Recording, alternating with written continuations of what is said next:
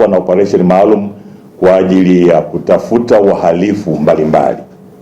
Kwa hiyo wakiona vyombo vyetu vya ulinzi na usalama vinapita maeneo mbalimbali wasishangae.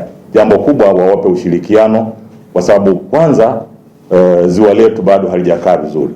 Kwa hiyo majeshi yetu yatafanya operation kubwa ziwa Tanganyika na maeneo mbalimbali, lakini pia tutapita maeneo mbalimbali kwenye misitu yetu kuona kwamba wale ambao wamekuwa siku zote wanakata misitu yetu isivyo halali, kuhakikisha kwamba sheria inachukua mkondo wake. Kwa hiyo kimsingi tutakuwa na operation kubwa takriban siku 7 mpaka 10.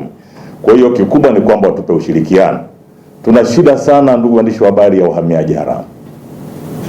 Tukicheza nchi yetu hii, mwisho wa siku itakuwa nchi shamba la bibi.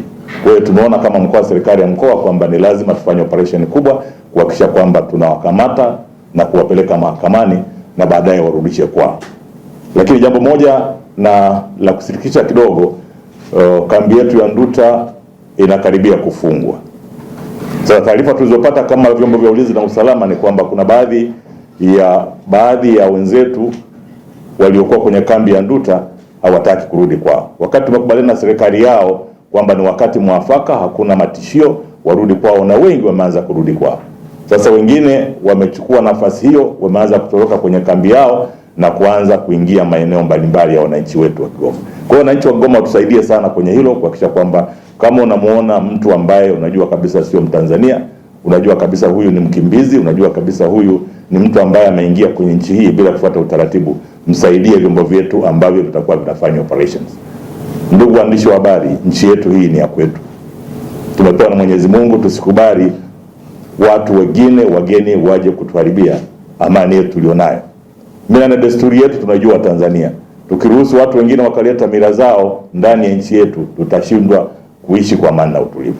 Kwa hiyo niwaombe sana hilo, wananchi wetu wa Kigoma tusaidie kutoa taarifa, vyombo vyetu vya ulinzi na usalama vinapopita wawape taarifa tuweze kuwashughulikia kwa mujibu wa sheria. Hiyo operation inafanyika kwa sababu hii inafanyika ni maeneo yote, kama nilivyosema, kwenye misitu yetu, kwenye mabarabara yetu, itaingia maeneo yote kwa kweli. Na hasa kikubwa ni kwa sababu hili swala la uhamiaji haramu tumeona bila kuwa na mkakati maalum, hao wahamiaji haramu watakuja kuleta tabu kwenye nchi yetu.